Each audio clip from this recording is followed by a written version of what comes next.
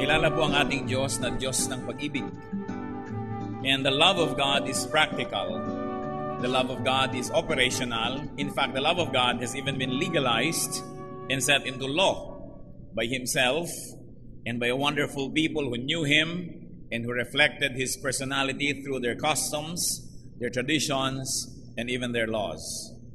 Ang pag-ibig po ng Diyos ay katangi-tangi at hindi lamang isang bagay na pwedeng piliin o tanggihan, sapagkat ang pag-ibig ng Diyos ay isinabatas niya at ng kanyang bayan, na nakakakilala sa kanya at siyang nagbibigay sa atin ng magandang anyo at hugis ng pag-ibig na ito. And God loves people. God loves rich people. God loves poor people. But God has a very soft spot in His heart for the deprived, for the oppressed. At yan po ang ating pag-aaral ngayon, God versus dispossession. Kasama ng serye ng ating pag-aaral na God versus poverty. Sapagkat paano natin pagsasamahin ang pag-ibig ng Diyos at ang sobrang paghihirap ng napakaraming tao? How can we find harmony in God's love while we are surrounded by so much poverty and suffering? First of all, what can be gleaned about God is that God is champion of the impoverished. Siya ay kampiyon, siya ay tagapagtanggol, pambato ng mga kapuspalad.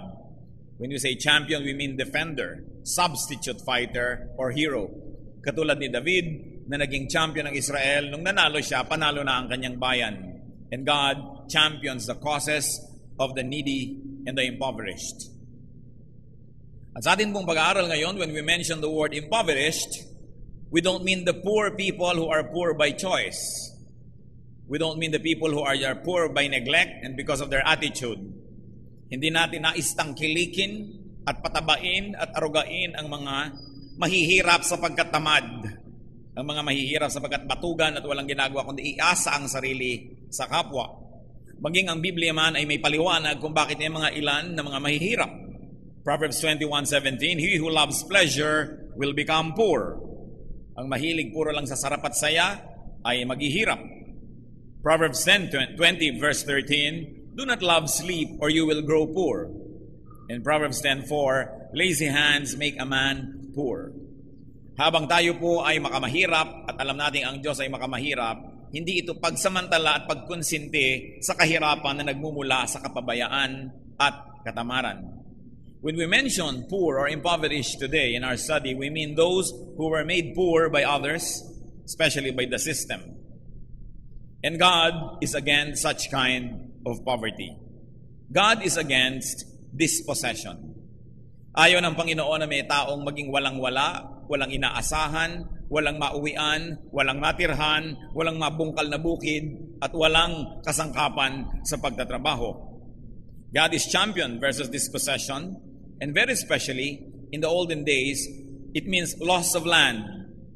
Because land is the ultimate collateral, is the ultimate major means of production. At kung gusto nating bigyan ng bagong reading, makabago at napapanahong reading, although pwede pa rin naman yung loss of land when we talk about dispossession dahil marami pa rin na taong nabubuhay sa pagsasaka, pero any loss of capacity or tool of production will be the equivalent. Ayaw ng Diyos na ang tao ay mawawalan ng lupain na pwede niyang tirhan o kaya ay pagtamnan. Deuteronomy 19:14, Do not move your neighbor's boundary stone set up by your predecessors in the inheritance you receive in the land the Lord your God is giving you to possess. Huwag daw iuurong ang mga hangganan at mga muhon na noon pa mang unang panahon na itinakda ng mga ninuno na siyang tumanggap ng lupa mula sa Diyos. Sapagkat kinikilala na ang lupang pangako, in fact, ang buong daigdig ay pag-aari ng Diyos at siya rin ang nagbibigay sa bawat lahi, bawat lipi at bawat angkan ng mga lupang para sa kanila. Kani-kanyang mga areas, kani-kanyang mga pananagutan, and God is against land grabbing. Yang pag-uurong ng muhon is a form of land grabbing. Yung kumisan ay walang muhon at nilagyan mo ng muhon, naging sayo na, at lalo may pinalayas kang mga dating nakatira doon na hindi marunong magmuhon, ay is a form of land grabbing. The land is distributed and given by God to the tribes, to each tribe. Lahat ng mga sinaunang tribo at lahi at angkan sa daigdig ay mayroong kani-kanyang mga lugar na bigay sa kanila ng Diyos na lumikha sa lahat ng tao. Many people call this ancestral domains.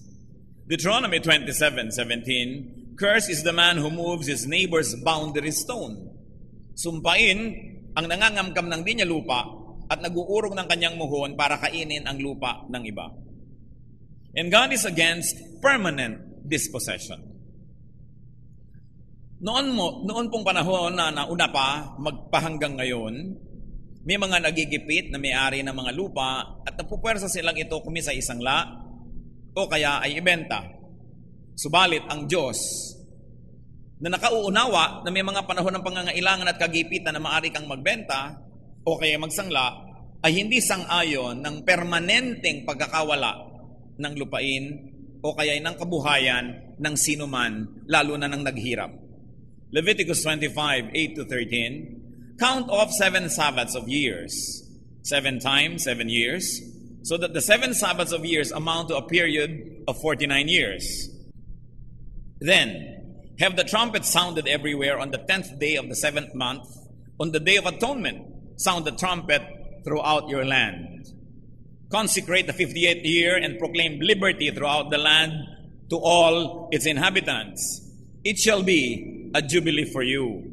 Each one of you is to return to his family property, and each to his own clan.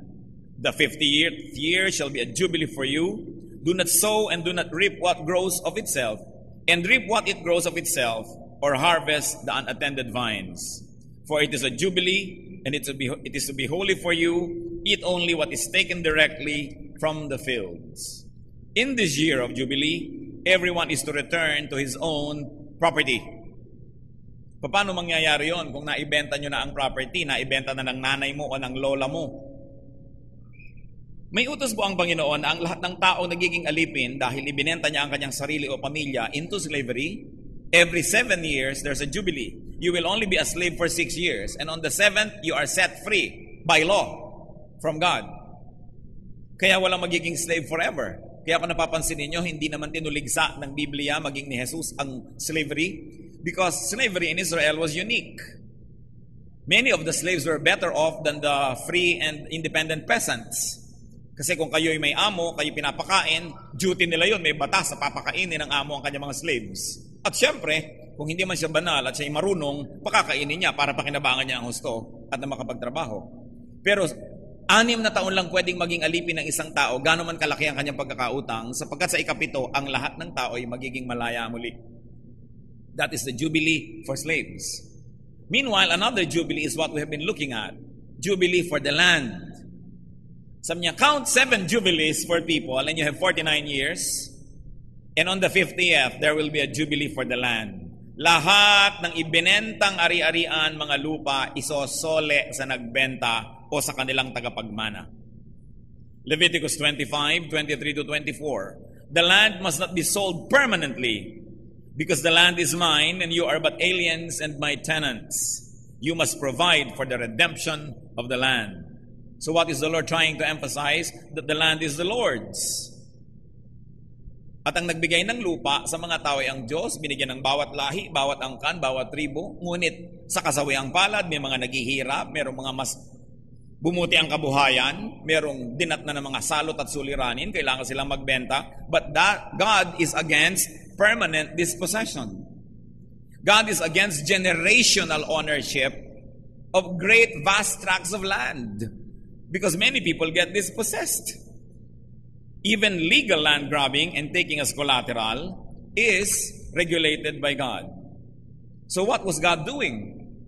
God was preventing the human tendency to accumulate land at the expense of the weak, at the expense of the needy fellow man.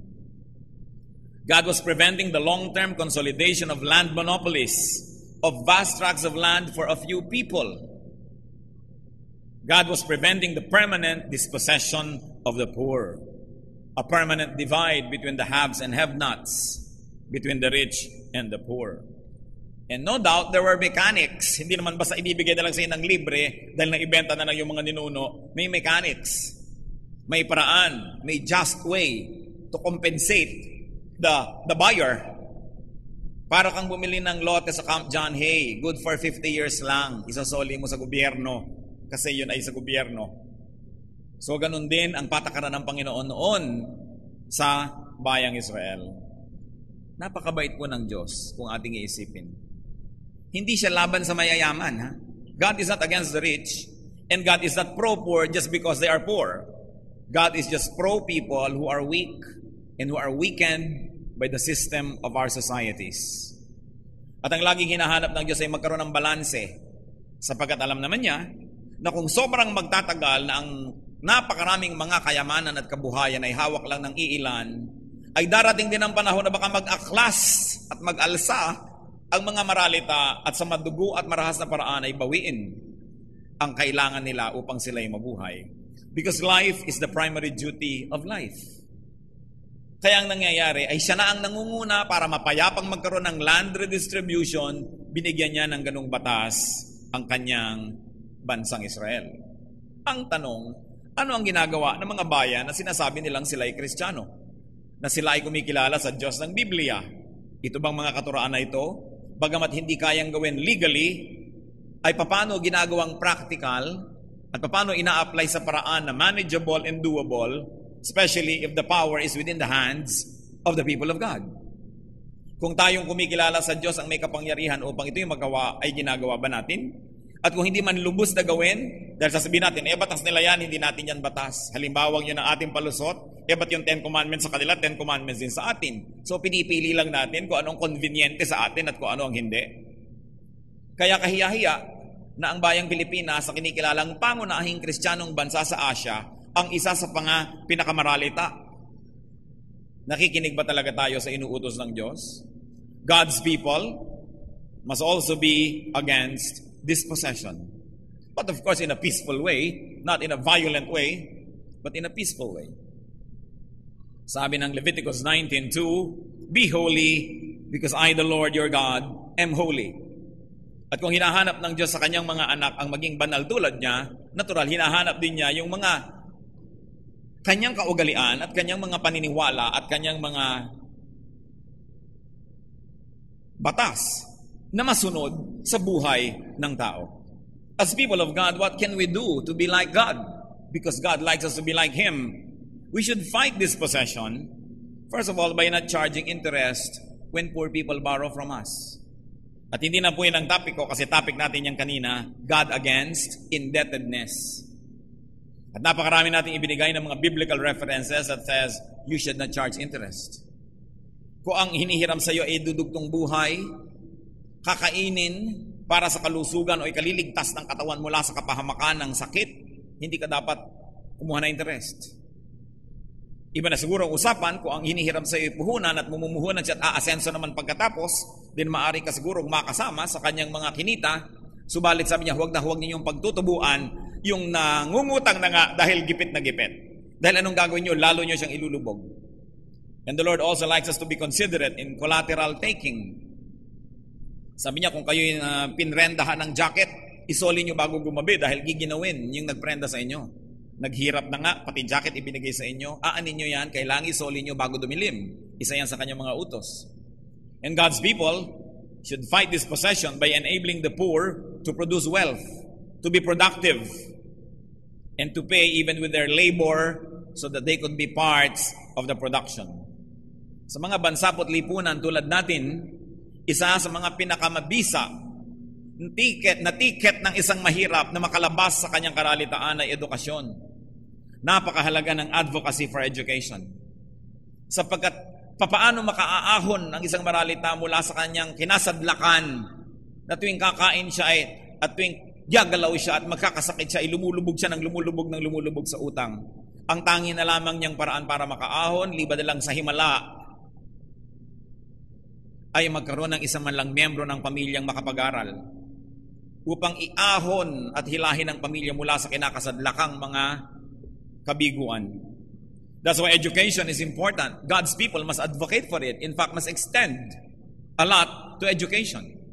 Sa katunayan po ang inyong lingkod, noon pa may pinag-aaralan na ito at malapit na natin gawin, I like to mobilize an army of volunteers who are educated, who are well-trained, and we will give our free services as teachers in public schools. You're going to arrange with the Department of Education that we're going to have a way of training and giving the necessary skills to those who are already learned and educated but are idle or have a lot of free time na magturo tayo sa mga paaralan. Ako man, pinapangarap ko magturo sa isang high school, sa isang, siguro isang depressed neighborhood o isang malayong lalawigan. Meron pa akong isang kaibigan, nung matapos siya ng master's degree sa UP, at ang pinag-aralan niya isang napaka-special na education, yung pagtuturo sa mga batang may mga other ableness, mga special children. Pinag-agaw-agawan siya ng mga mamahaling eskwelahan na puro mga mayayaman ang mga naka-enroll kasi ang mahal lang ibinabayad pagka special education for special children. At ang lalaki ng ino-offer sa kanyang sweldo, ang kanya pong tinanggap na trabaho ay isang paaralan for special children dyan sa Tondo. Na pag bumabaha ay tumutungtong sila sa mga case ng soft drink dahil wala silang matungtungan na tuyong lupa. At sabi ng nanay niya, ano ba pinag-aaral kita pagkatapos niya ka lang pala magtatrabaho? At pagkatapos kinukuha siya ng mga special at mga mahaling mga eskwelahan. Sabi niya, you are very, very talented. Dapat dito ka sa amin gumawa. You are very trained and educated. At sabi niya, oo nga ang yaman niyo na kasi lahat na ng bagay kayo ang sinuswerte. So ngayon, dapat naman ang swertehin sa akin yung mga mahihirap. Doon naman ako maglilingkod. You know, this kind of mentality. And I believe that there are many of us who have this heroic tendency that we like to be useful. Kaya humanda-handa kayo, kayong mga marunong, kayong mga nag-aral, kukuha tayo ng special course para kayo i-train to become volunteer teachers, and we will get accreditation from the DECS, and then we will offer our services even to our city, high school, elementary, and colleges ng ating gobyerno na laging kulang ang teacher. Hindi tayo magpapabayad. Sige, tanggapin nyo lang kami magtuturo, pero trained and educated. So you can give back something to the community. Dahil wala na tayong magagawa. Nakikita ka ng bunto ng basura, ng mga taong natutulog sa kalsada, puro kawawa naman. Hanggang doon na lang ba yan? Kailangan tayong merong gawin. Lalo na sa ating mga tinatawag natin ang sarili nating nakakakilala sa Diyos. Sapagkat ang tunay na pag-ibig sa Diyos ay pag-ibig sa mga kapuspalad. Maski ang kapuspalad ay mayaman. Kasi kuminsan marami ding mayamang kapuspalad. Sa ibang paraan naman. Halimbawa yung magulo ang buhay, malungkot, isa pa rin yung pag-ibig ng Diyos. Walang itinatangi ang Diyos, mayaman at mahirap. Nagkataon lang na sobrang maraming mahirap na kailangang kalingain, kaya maraming itinuturo tungkol sa kanila.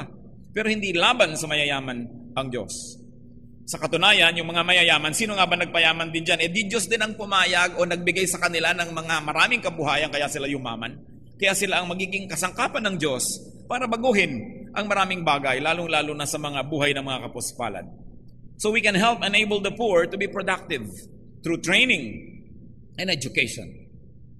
And also by paying wages properly. Ang ating bansa po, isa sa mga pinakamaliliit ang sweldo ng tao. Nabalitaan ko kahit sa mga ospital ko minsan, ang mga doktor, less than 10,000 ang mga starting salary. Mahigit ka 10 taong mag-aaral, tapos ay gano'n ang susweldohin mo. At marami pa daw ngayong mga ospital, yung mga physical therapists, walang sweldo.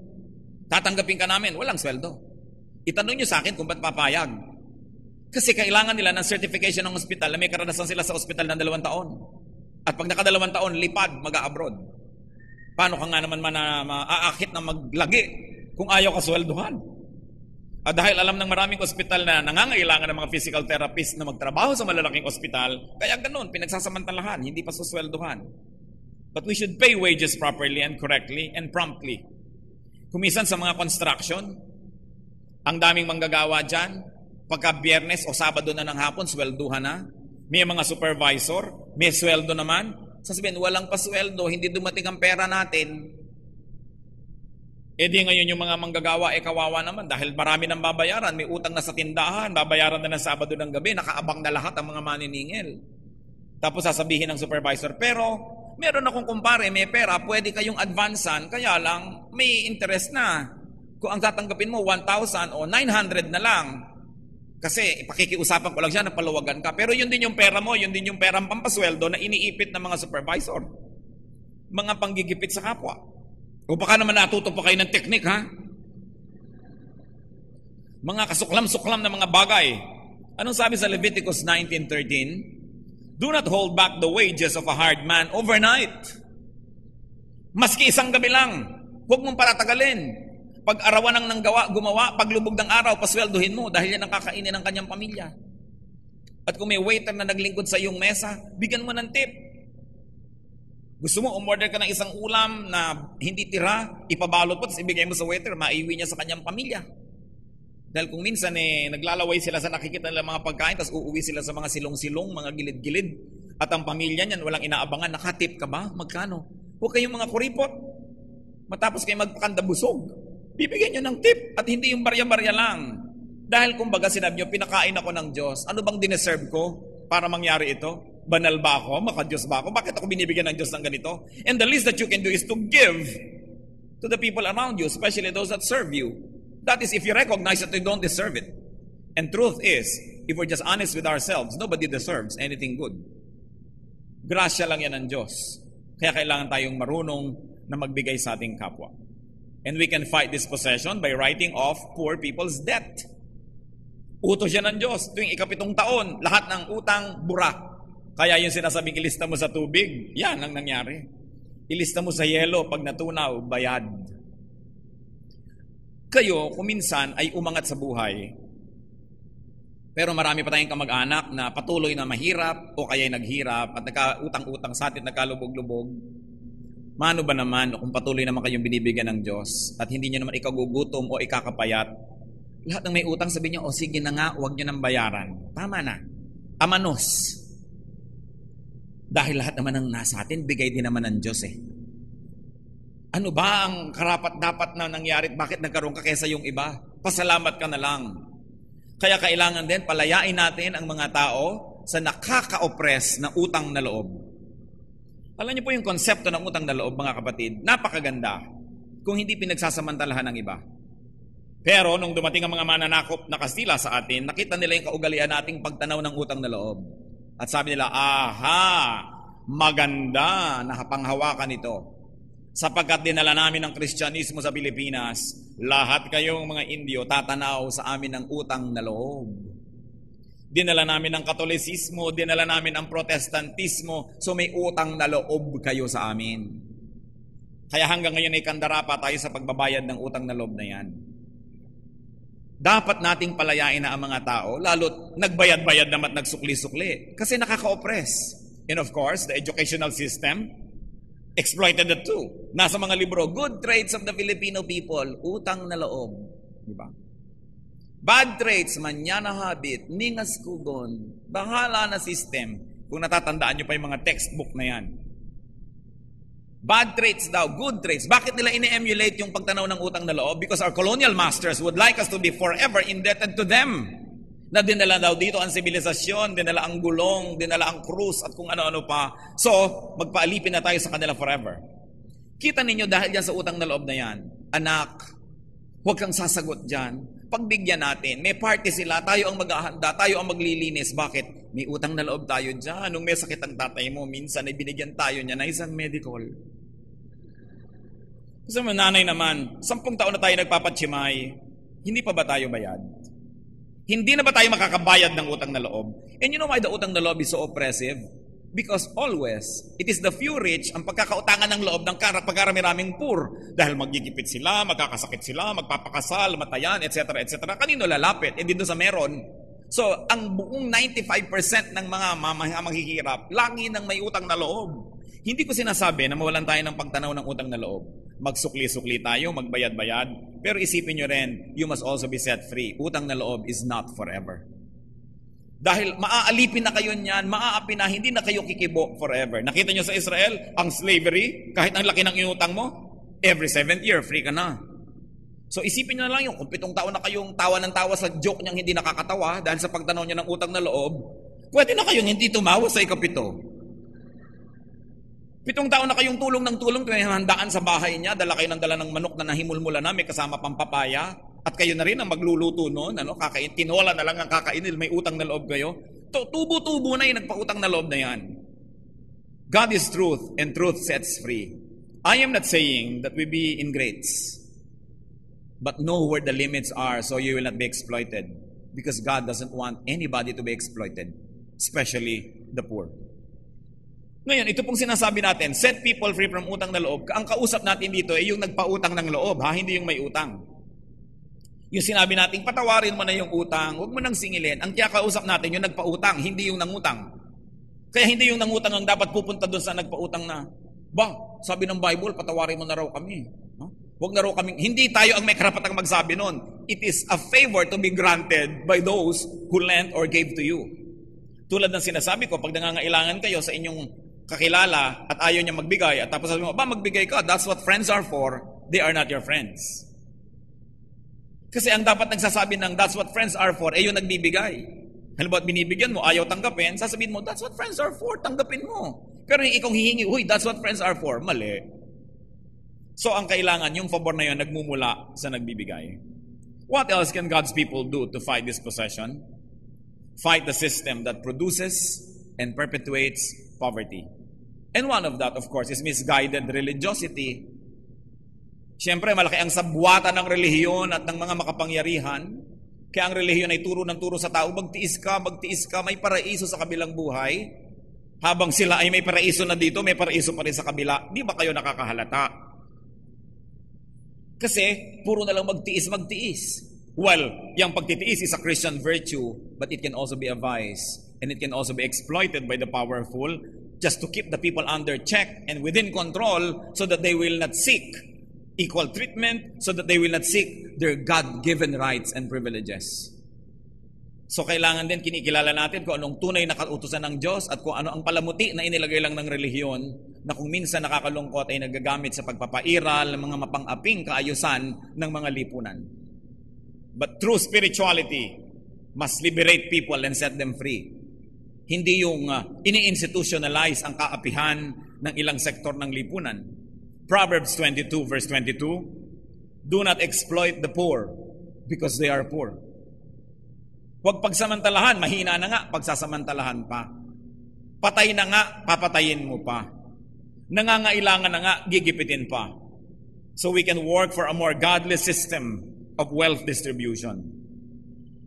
Siguro hindi natin kayang baguhin ang batas, hindi natin kayang baguhin ang lipunan ng daigdig, pero kaya naman natin baguhin yung daigdig na ginagalawan natin. Kung kayo may mga empleyado, may mga katulong sa bahay, be more considerate. Give better wages. Bakit naman nung nag-umpisa kayo sa negosyo, pareho lang kayong kupas-kupas ang damit. After 5 years, ang ganda ng damit mo, siya kupas pa rin. After 10 years, sobrang ganda na ng mga kasuotan mo, siya kupas pa rin, napag-iwanan siya. Kasama mo naman siya sa trabaho. We should be more considerate and share the good things that God gives us with those who work with us. We must reward participants in the production of wealth. Kaya sobra ang kahirapan. Sapagkat kuminsan, sobra ang tubo at taas ang liit-liit ng ibinibigay sa manggagawa. Sabi tuloy ni Karl Marx, all profit daw comes from exploited labor. Although that is contestable in some areas, but in some areas, it is true. Romans 4:4, when a man works, his wages are not credited to him as a gift, but as an obligation.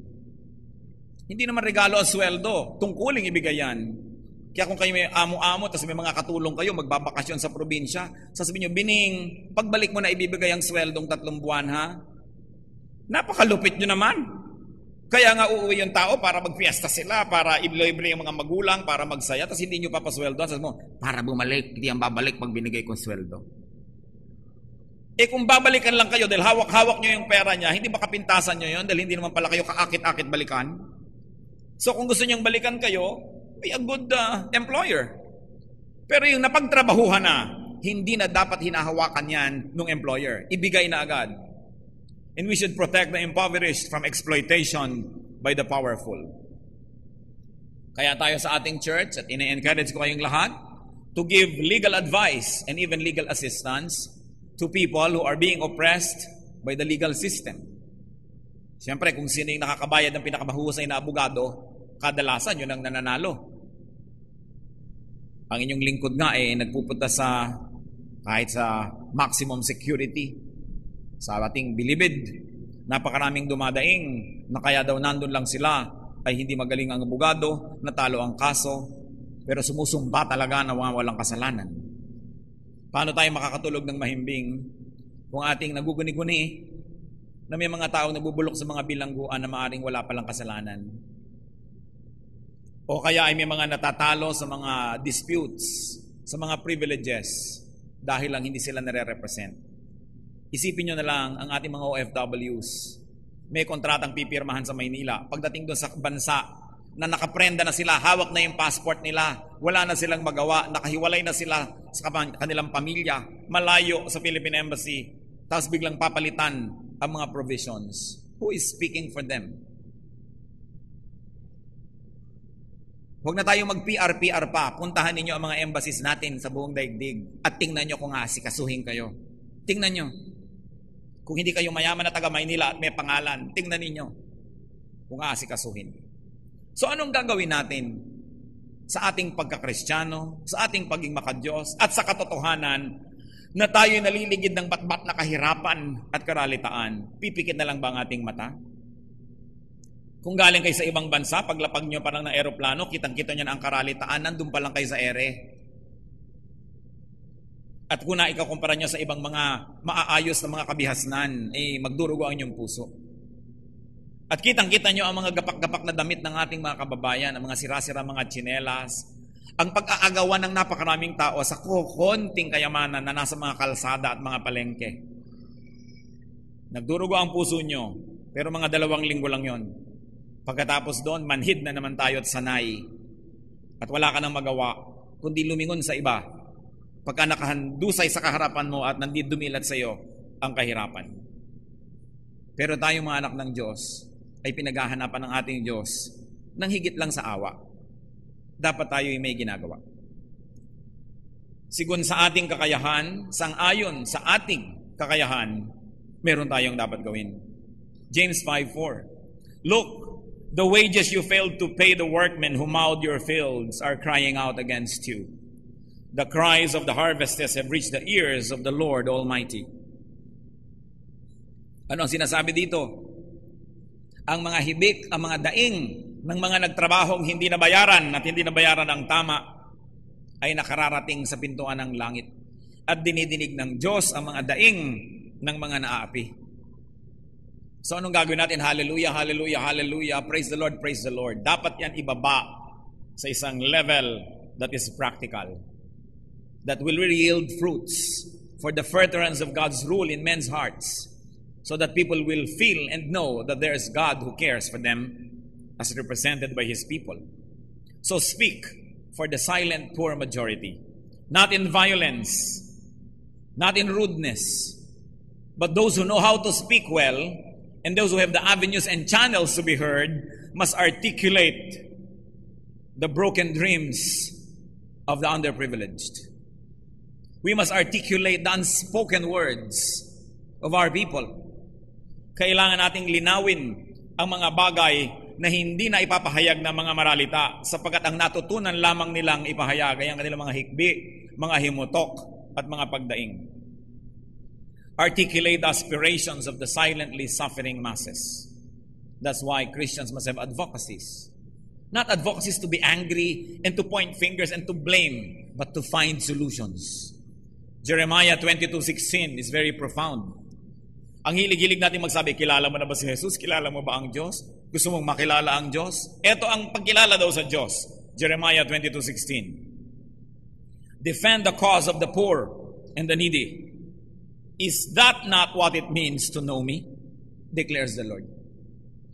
Hindi ba't ang kahulugan ako'y makilala ay yung ipagtanggol ang mga kawawa? Pagmalasakitan ang mga kapuspalad, sabi ng Jeremiah 22:16, yan ang ibig sabihin na kilala mo ang Diyos. Hindi yung alam mo lahat ng verses, ang laki-laki ng Bible mo, ang hilig-hilig mo makipagtalo, lahat ng doktrina sa ulo mo. Hindi yon. Ang tunay daw na pagkakilala sa Diyos ay kalingain ang mga kapuspalad at manindigan para sa kanila. The people of God should fight long-term dispossession of the impoverished. Sa Luke 6:35, ang Panginoong Jesus, anong sinasabi niya? Lend without expecting to get anything back. Kaya nga nang hiram yan gipit. Tapos kukuhanan mo pa ng interest. At interest in advance. Hihiram ka ng 1,800 na lang nakarating sa'yo dahil kinuha na yung interest agad. Hindi mo pa nagagamit yung pera, may interest na. Sabi, huwag ganyan ang inyong gawin. At Hanggat maaari at kaya nyo, huwag kayong tatanggi sa nangungutang. Liban na lang talagang utangera yan at notorious na yan ay sakit na niya. Kasi may gano'n naman eh. Pero yung ngayon lang lumapit sa iyo, o bihira, mga kapatid, alam niyo naman siguro kung anong timing, anong dasal at pakikiramdam ang ginagawa ng tao bago makapagsalita. Hihilutin kong paa mo. Sakit mo ba? Likod mo? Papayungan kita. Kung ano-anong ginagawa para makatiming na mangutang. Tapos bibiguin mo lang matapos siyang maglakas ng loob magsalita. Maraming mga taong disente pa rin. At hirap na hirap ang loob nila magsabi. Kaya kung maaari, huwag na nating dadagdagan ng kanilang mga pasanin. Nabibiguin mo pa matapos hiyain ang sarili at gawin ng hirap na hirap silang gawin. Liban na lang nga alam mo na ito'y isang mahilig mangutang na hindi nagbabayad at kung ano-ano lang ginagawa sa pera. Alam naman natin yun eh. Deuteronomy 24:12-13. If the man is poor, do not go to sleep with his pledge in your possession. Return his cloak to him by sunset, so that he may sleep on it. So kung ang ipinrenda ng umutang ay ang kanyang balabal o kumot, sabi, pag gumagabi, isoli mo na kahit hindi pa siya bayad. Maawa ka, dahil malamig ang gabi. At aanin mo naman yung kanya ipinrenda, baka nandidiri ka pa ni hindi mo gamitin, ipagamit mo sa kanya. Tulad ng pag binuksan natin ang mga cabinet natin, mga kapatid sa ating bahay, ang daming extra sigurado. Ang dami pa mga tuwalya diyang inaamag na, ang dami diyang mga bimpo, ang dami mga damit na, gagamitin ko to, kailan? Sa burol. Ang tagal mo na hindi ginagamit, 6 na buwan, 1 taon, kailan mo pa gagamitin? Ibigay mo na sa mga taong walang saplot at walang maisuot. Sapagkat kung kailangan mo na naman uli, bibigyan ka uli ng Diyos. Nabigyan ka na nga, hindi ka ba naniniwalang mabibigyan ka uli? So don't hoard things that your neighbor needs. Ang utos nga ng Panginoon doon sa mayaman, sabi ng mayaman, sasama ako sa inyong grupo. Sa inyo, sige. Ano bang dapat kong gawin para ako'y mapasama dyan at sa kaharian ng Diyos? Sabi ni Jesus, sundin mo lahat ang kautusan. Sabi naman ni mayaman, nagawa ko na lahat. Bueno, good. Isa na lang kulang. Sell all your possessions, give them to the poor, and join us. Luke 12:33, sell your possessions and give to the poor. Siyempre, hindi pumayag yung mayaman, so umalis siya malungkot. Hindi naman, ipasesell ng Panginoon lahat ng kayamanan tuwing lalapit ka sa Kanya. Pero nakita niya siguro na itong taong ito, ang baggage niya, yung kayamanan niya. At baka maghari-harian lang siya pag sumama siya sa fellowship. So mabuti pa, tabla-tabla na lang na parehong wala. So ipamigay mo na lahat para magkaroon ng tunay na pagkakapantay-pantay at pagkakapatiran. Pero kung kaya mo namang dalhin na mayaman ka pero hindi ka nag-aamu-amuhan dyan at nangaapi ng iba, hindi naman siguro kailangang ipatanggal yun ng Diyos kung hindi magiging hadlang. Sa unang mga panahon ng Kristyanismo, wala pong mahirap na kapatid. Sabi sa Acts 4:34-35, there were no needy persons among them. For from time to time, those who owned lands or houses sold them, brought the money from the sales, and put it at the apostles' feet, and it was distributed to anyone as he had need. Yan ang ginawa ng mga nauna sa atin. Mga may kaya, nakararating sa pagbebenta ng ari-arian upang ibigay sa kapatiran at magamit nung nagigipit. Kaya puring-puri ng lahat ng mga Kristiyano at kaya napakabilis lumaganap ito noon. Dahil walang mahirap, nagtutulungan.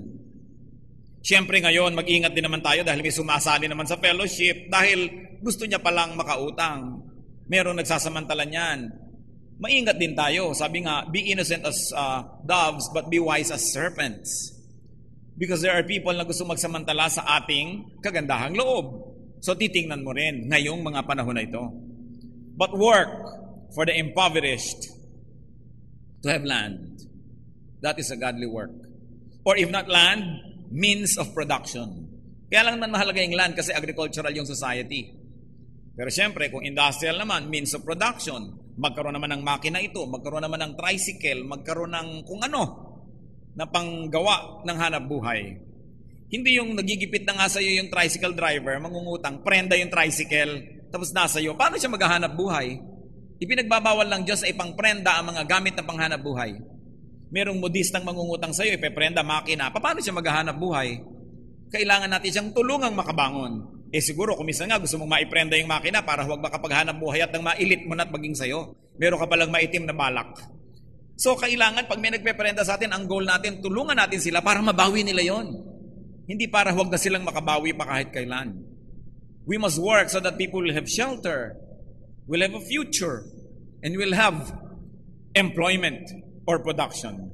We have to make a very, very strong stand for the displaced tribal communities in our country. People na hindi sila sanay sa private property, sanay sila to share the land, tapos biglang nauso ang muhon, nauso ang titulo, at nalaland grab ng mga lowlanders. Alam nyo ba na sa mga kabundukan na hindi pwedeng gamitin ng mga missionary ang word na Christian? Christian kami? Hindi. Sapagkat sa mga tribal communities, ang ibig sabihin ng Christian ay land grabber. Dahil sino nga ba naman ang umaagaw ng mga lupain nila? Di yung mga Kristiyanong lowlander? Kaya nadungisan ang pangalan ni Kristo dahil sa ganitong mga gawain. Ano po ang land area ng Pilipinas? 298,170 square kilometers. Ang laki. At sa populasyon natin ngayon na 89 million, pwedeng magkaroon ng 3,350 square meters ang bawat Pilipino. Therefore, a family of 5 can have nearly 2 hectares para sa kanila. Pero yun ba ang katotohanan? No, sir. Because 83% of the land belongs to 9% of the population. Ibig sabihin, 91% of our people nag-aagaw-agawan sa 17% of the land. Habang ang 9% of the people ay ubod ng luwag sa 83% of the land. Hindi kasalanan ng mga generation ngayon na nagmana yan. Ito ay carry over ng ating colonial and feudal system na daang-daang taong pinairal ng mga Kastila, kinonsinti at itinuloy ng mga Amerikano, at minana natin ngayon. Nung araw, ang mga barangay ay pag-aari ng lahat. Walang private ownership. Everybody work together, communal harvest, communal fishing, and they share the bounty of the land.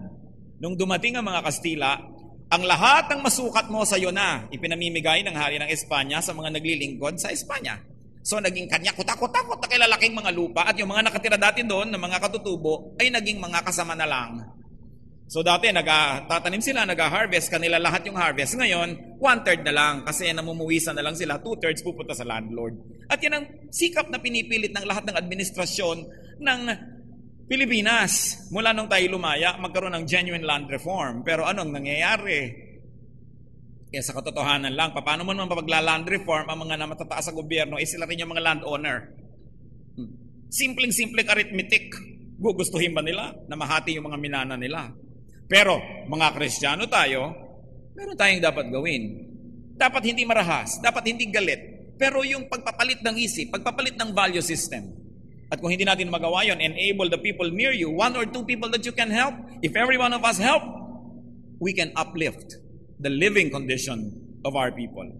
Gaano kalaki ang dagat ng Pilipinas? 1,295,000 square kilometers. That means every Filipino can have 14,450 square meters ng dagat kung gusto niya. Pero yun ba ang nangyayari? According to the studies, there are 3.4 million squatters in Metro Manila alone. That is 32% of the population. Nakikita pa ba natin ito? O nangabulag at nangamanhid na tayo? Dahil araw-araw ay nasasaktan tayo. Yan ang problema sa laging nasasaktan, kinakalyo. Pero dapat ang konsyensya kahit kailan hindi kinakalyo. That's why we must always renew our relationship with God and our commitment to godly ideals and work within the legal framework of our society to do what is right. Ezekiel 46:18, the prince must not take any of the inheritance of the people, driving them off their property. He is to give his sons their inheritance out of his own property, so that none of my people will be separated from his property. Ayaw ng Diyos na ang kanyang mga anak ay malayo sa lupa ng kanilang mga ninuno. God even opposed Israel's clamor for a monarch. Nung humihingi ang Israel ng monarch, sabi ng Diyos, gagayahin niyo ibang lupain na may mga hari. Alam niyo bang gagawin ng mga hari niyo? Bubuisan kayo. Bawat baka ninyo, bawat 10 baka, kukunin ng isa. Bawat bukin niyo, bubuisan niya. Paglilingkuran niyo siya, gusto niyo ba yun? Ipinagpilitan pa rin ng Israel and they got King Saul. Pero sabi ng Diyos, hindi na akong leader niyo dahil gusto niyo human monarch. Deuteronomy 15:11, there will always be poor people in the land. Therefore, I command you to be open-handed toward the poor and the needy in your land. Sabi niya, hindi na mauubos ang mahirap, at hindi lang naman sa bansa natin, nung pauso na kahit saan lahat may mahirap. Sabi, hindi mauubos yan. Kaya ang dapat nyo lang gawin, buksan ang inyong palad, tulungan ang kaya nyong tulungan. At sa John 14:12, anong sabi ng Panginoong Jesus? Anyone who has faith in me will do what I have been doing. He will do even greater things than this. Aming Diyos, lumalapit kami sa inyo sa panalangin at humihiling kaming siyasatin ninyo ang aming kalooban. Are we parts of the problem? Can we become parts of the solution? Para sa amin, Panginoon, mga kapatid na maaaring may kahirapang dinaranas, ipakita mo kung anong pananagutan namin. Kami ba'y mga tamad? Kami ba'y mga palaasan na lang sa kapwa? Do we like to consume more than what we produce? Ipakita mo sa amin, Panginoon, kung kami man ay may mga pananagutan sa mga kahirapang dinaranas namin. At para naman sa mga talagang lubos na nagsisikap, gumagawa ng tama, pero hirap pa rin. Ituro mo, Lord, to be more creative. At sa mga kapatid na binibigyan mo ng maraming pribilehiyo, who have more than what we need, ituro mo sa amin, Lord, to have a genuine compassion, to do something beyond cosmetics, but to really help solve the structural problem of people, of families, of societies. At kung di man namin magawa in a big and national scope, bagamat kaibig-ibig na mangyari yon, turuan mo kami, Lord, na yung maliit na bahagi na kami gumagalaw ay mabago dahil nandun kami. Magamit nyo kami na pagpapala sa iba. Turuan nyo kaming kumandili ng mga kapuspalad, at kung kami mahirap ay humanap ng mas mahirap na pa sa amin na pwede naming tulungan naman. Turuan mo kami, Lord, na magkaroon ng mga proyekto na pwedeng magpaunlad sa buhay ng aming kapwa. Tumulong kami ng walang hinihinging kapalit o tubo, sapagkat yung palang na may pantulong na kami, ibig sabihin, nag-advance na kayo at nabigyan nyo na kami. Turuan mo kami, Lord, na huwag maging manhid, maging sensitive kami sa pangangailangan ng aming kapwa. At turuan mo kami kung paano ipamumuhay ang iyong mga katuruan sa pang-araw-araw at praktikal na paraan. Maaaring may mga kapatid kami, kaibigan, kamag-anak na pwede naming matulungan, ituro mo sa amin na tumulong, Panginoon. Na maging responsable kami, that we are our brothers' keepers, that we are our sisters' keepers. Lead us. Teach us. At kung kami naman yung umuutang, nangihiram na huwag kami maging abusado, Panginoon, tingnan namin kung ano ang dapat namin gawin upang kami makabayad, upang masuklian namin ang kabutihan, ang mga mabubuti sa amin. Mga kapatid, magbulay-bulay tayo sa ilang saglit ng katahimikan. Ang mga salitang pinag-aaralan natin ay galing sa salita ng Diyos. Hindi pinag-aaralan bilang palamuti ng ating intellect. Hindi pinag-aaralan para lang malaman, sapagkat ito'y pinag-aaralan upang sundin. Humingi tayo ng kapangyarihan ng Diyos na makita kung paano tayo susunod sa mga paraang kaya natin at ipinakakaya sa atin ng Diyos.